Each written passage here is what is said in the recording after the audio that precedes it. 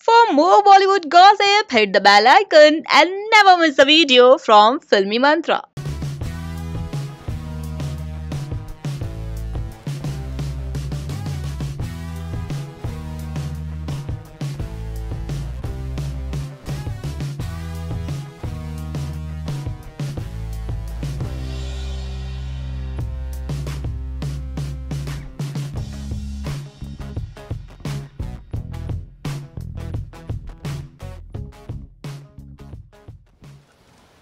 The gateway of India, at first instance, ladies and gentlemen, appears to be an odd place for us to enter into the type of conversations we've been having today. It was, after all, built to commemorate a state visit of a foreign invader.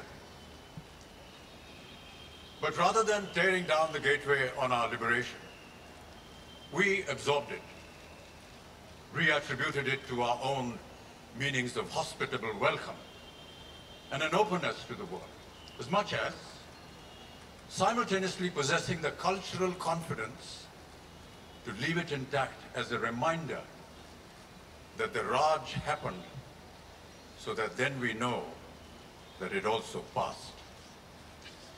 And it passed by because of our collective might. We overcame this foreign invader by the solidarity of peaceful resistance.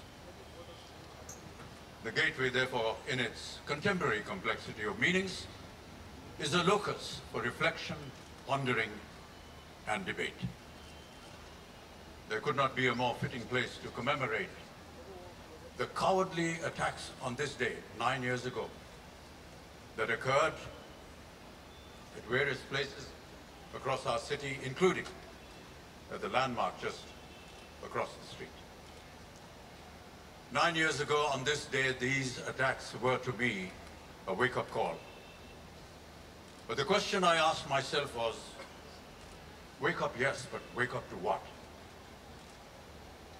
I woke up to a new era of violence, a new kind of violence, a violence that was inflicted by terrorism. I woke up to the fact that terrorism is not an ideology. It is an act of scaring peaceful people, an act of evoking the fear of sudden, untimely death. It is an act of negotiating at the point of a gun. Terrorism is not an act of faith. Terrorism can never replace another ideology. And there is before us a true evidence of that.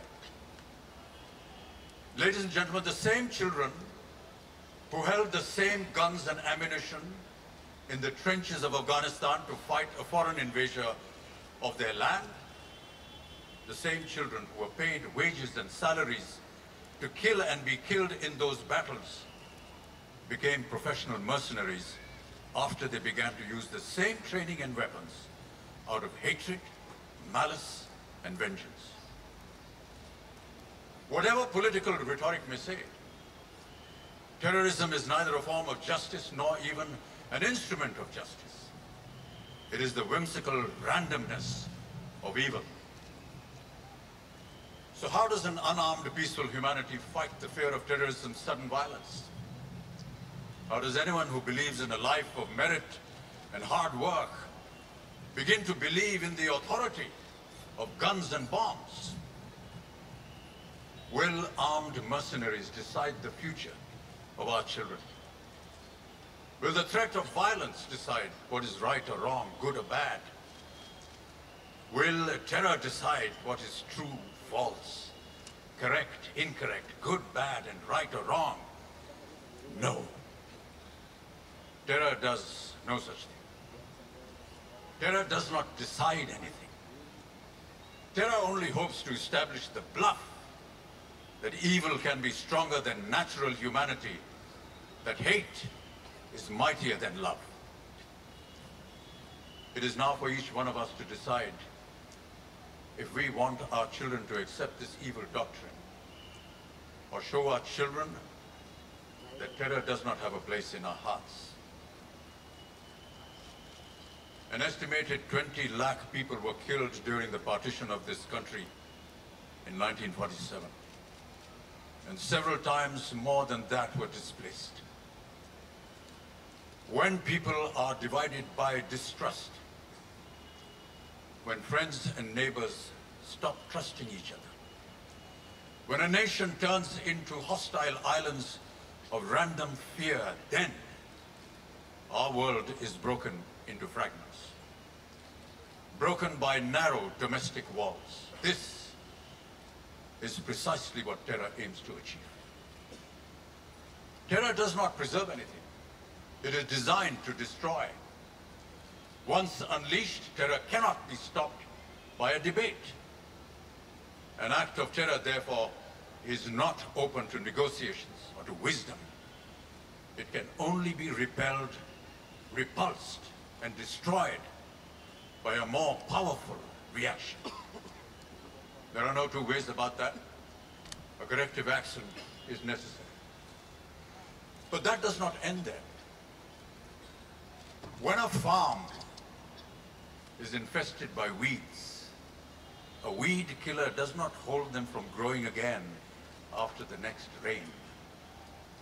The farmer has to pull them out one by one, every single weed by its roots. Terror, to be prevented before germinating, must be rooted out. We know that the war on terror worldwide has not eliminated the root cause of terrorism so far, and it doesn't look likely if the same method is expected to give different results. And here is where I think we must fall back on Mahatma Gandhi's Satyagraha.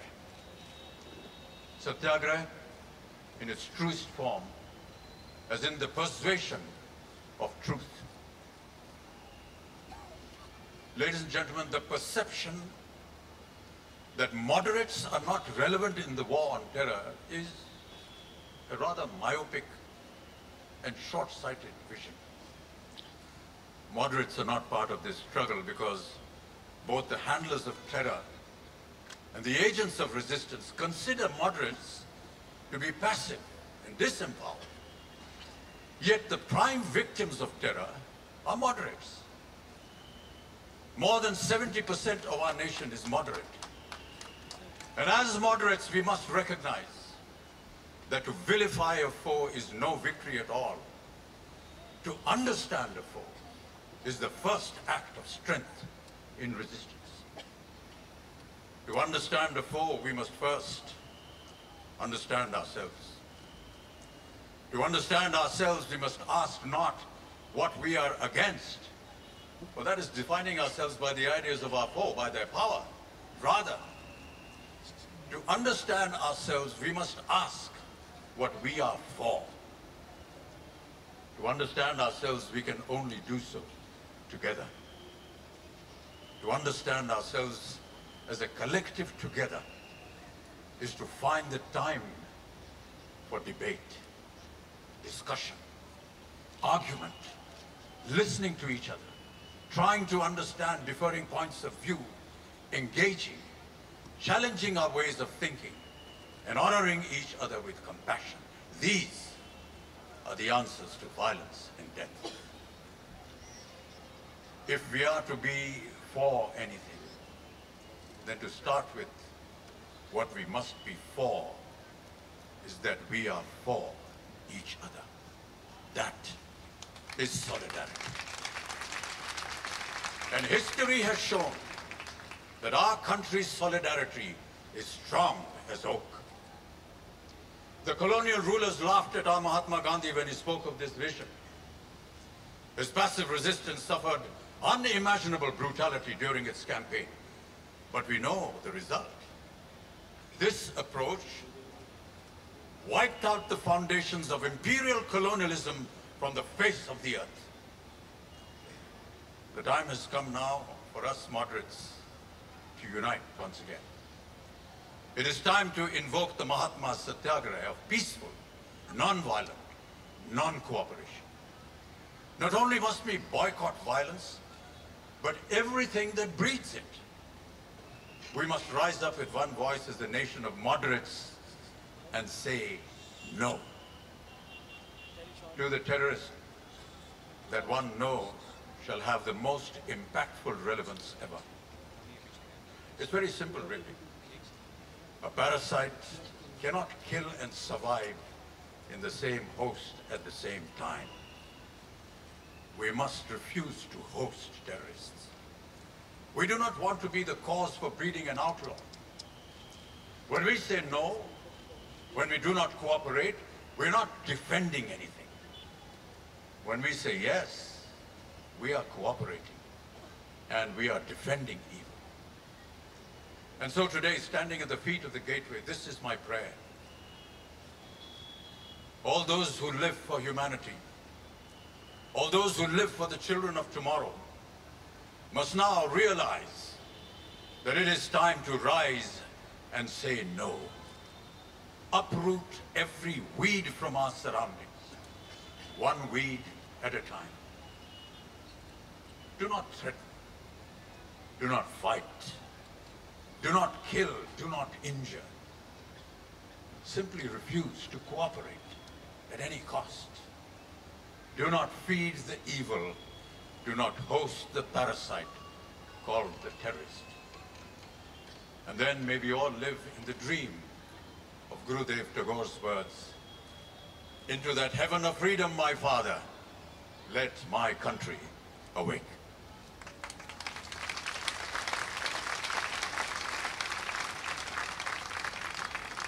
अंत में आपके सामने पूज्य बाबूजी की एक कविता पढ़ना चाहूँगा जो मैं समझता हूँ कि आज के इस कार्यक्रम से संबंध रखती है और उसे एक स्वर, एक दिशा दिखाती है। कविता का शीर्षक है खून के छापे। खून के छापे। ये एक स्वप्न है, एक समीक्षा है। सुबह सुबह से उठकर क्या देखता हूं कि मेरे द्वार पर खून रंगे हाथों के कई छापे लगे। सुबह सुबह उठकर क्या देखता हूं कि मेरे द्वार पर खून रंगे हाथों के कई छापे लगे हैं और मेरी पत्नी ने एक स्वप्न देखा है कि एक नर कंकाल आधी रात को एक हाथ में खून की बाल्टी लिए आता है और दूसरा हाथ उसमें डुबोकर हमारे द्वार पर एक छापा लगाकर चला जाता है। फिर एक दूसरा आता है, फिर एक दूसरा, फिर एक दूसरा, एक दूसरा। ये बेगुनाह खून किनका है? क्या उनका जो सदियों से सताए गए, जगह जगह से भगाए गए? This is reference to the persecution of the Jews and the Holocaust. ये बेगुनाह खून किनका है? क्या उनका जो सदियों से सताए गए, जगह जगह से भगाए गए, दुख सहने के इतने आदी हो गए कि विद्रोह के सारे भाव ही खो गए और जब मौत के मुंह में जाने का हुक्म हुआ, निर्विरोध चुपचाप चले गए और उसकी विषैली सांसों में घुटकर सदा के लिए सो गए। उनके रक्त की छाप अगर लगनी थी तो किसके द्वार पर? ये बेज़बान खून किनका है? क्या उनका जिन्होंने आत्माहन शासन के शिकंजे की पकड़ से, जकड़ से छूटकर उठने का, उभरने का प्रयत्न किया था और उन्हें दबाकर, दलकर, कुचलकर पीस डाला गया है? उनके रक्त की छाप अगर लगनी थी तो किसके द्वार पर? ये बेपनाह खून किनका है? या उनका जो तवारीख की एक रेख से, this is about the partition of the country, ये बेपनाह खून किनका है? क्या उनका जो तवारीख की एक रेख से अपने ही वतन में जला वतन है, जो बहुमत के आवेश पर, सनक पर, पागलपन पर अपराधी दंड और वध्य करार दिए जाते हैं, निर्वास, निर्धन, निर्वसन, निर्मम कत्ल किए जाते हैं? उनके रक्त की छाप अगर लगनी थी तो किसके द्वार पर? ये बेमालूम खून किनका है? क्या उन सपनों का जो एक उगते हुए राष्ट्र की पलकों पर छूले थे, पुतलियों में पले थे, पर लोभ ने, स्वार्थ ने, महत्वाकांक्षा ने जिनकी आंखें फोड़ दी हैं, जिनकी गर्दनें मरोड़ दी हैं, उनके रक्त की छाप अगर लगनी थी तो किसके द्वार पर? ये जवान खून किनका है? क्या उनका जो अपनी माटी का गीत गाते, अपनी आजादी का नारा लगाते, हाथ उठाते, पांव बढ़ाते आए थे, पर अब ऐसी चट्टान से टकरा कर अपना सिर फोड़ रहे हैं जो न टलती है, न हिलती है, न पिघलती है। उनके रक्त की छाप अगर लगनी थी तो किसके द्वार पर?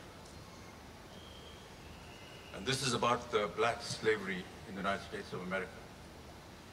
ये मासूम खून की निगाह है। क्या उनका जो अपने श्रम से धूप में, ताप में, धूल में, धुएं में सनकर, काले होकर अपने सफेद खून स्वामियों के लिए साफ घर, साफ नगर, स्वच्छ पथ उठाते रहे, बनाते रहे, पर उन पर पांव रखने, उनमें बैठने का मूल्य प्राणों में चुकाते रहे, उनके रक्त की छाप अगर लगनी थी तो किसके द्वार पर? लेकिन इस अमानवीय, अत्याचार, अन्याय, अनुचित, अकरणीय अकरुण का दायित्व किसने लिया? लेकिन इस अमानवीय, अत्याचार, अन्याय, अनुचित, अकरण का दायित्व किसने लिया? जिसके भी द्वार पर ये छापे लगे उसने पानी से धुला दिया, चूने से पुता दिया। जिसके भी द्वार पर ये छापे लगे उसने पानी से धुला दिया, चूने से पुता दिया। किंतु कवि द्वार पर छापे ये लगे रहे जो अनीति अत्य की कथा कहें, व्यथा कहें और शब्द यज्ञ में मनुष्य के कलुष दहें। और मेरी पत्नी ने स्वप्न देखा है कि ये नरकंकाल कवि कवि के द्वार पर ऐसे ही छापे लगा रहे हैं, ऐसी ही शब्द ज्वाला जगा रहे हैं, ऐसी ही शब्द ज्वाला जगा रहे हैं। और देवियों सज्जनों, यही प्रार्थना है आज कि इस कार्यक्रम की जो शब्द ज्वाला है, जो शब्द यज्ञ है, एक शब्द अग्नि है, ये सदा जागृत रहे और जीवित रहे और जगी रहे।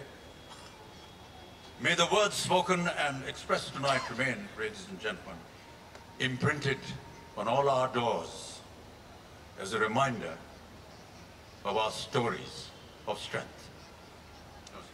Thank you. Thank you. Thank you. Thank you very much, sir. Ladies and gentlemen, Shri Amitabh Bachchan.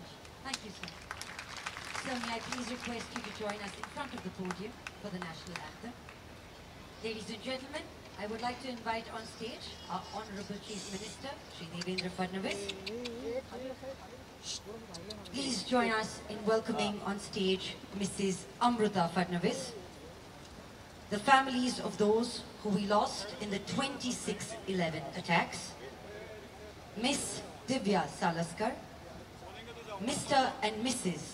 Uni Krishnan, parents of late Major Sandeep Uni Krishnan, Vice Admiral Girish Luthra, Commissioner of Police, Mr. Patsalgikar,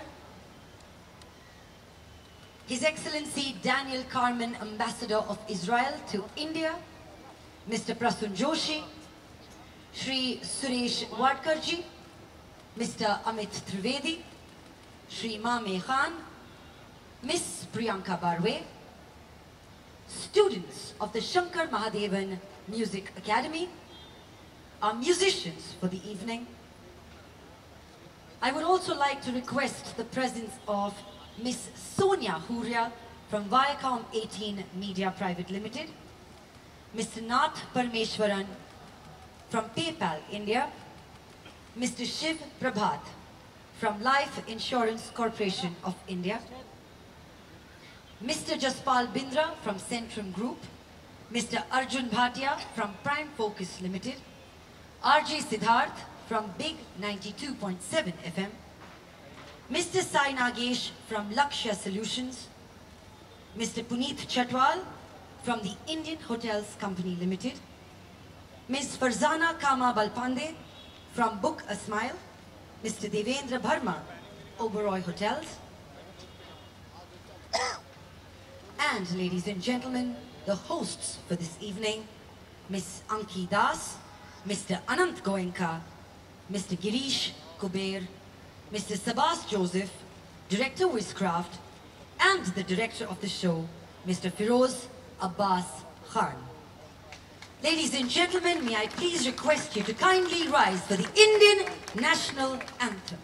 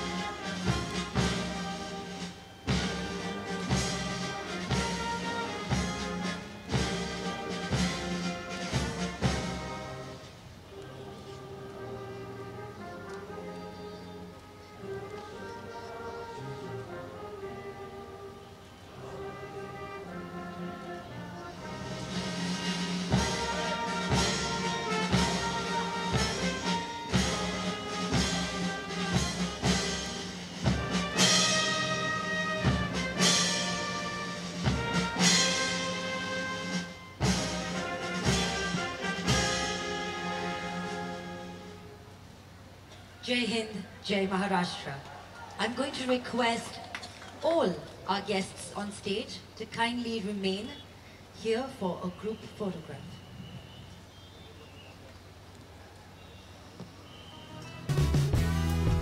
May I please request the families to kindly join us on stage.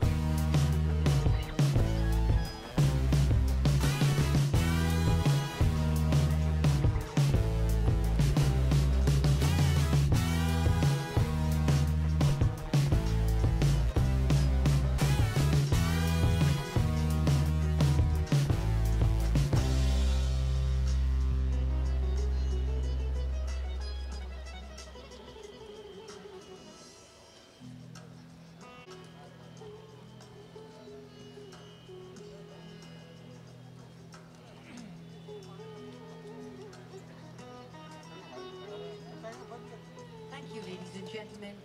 Thank you for joining us here this evening.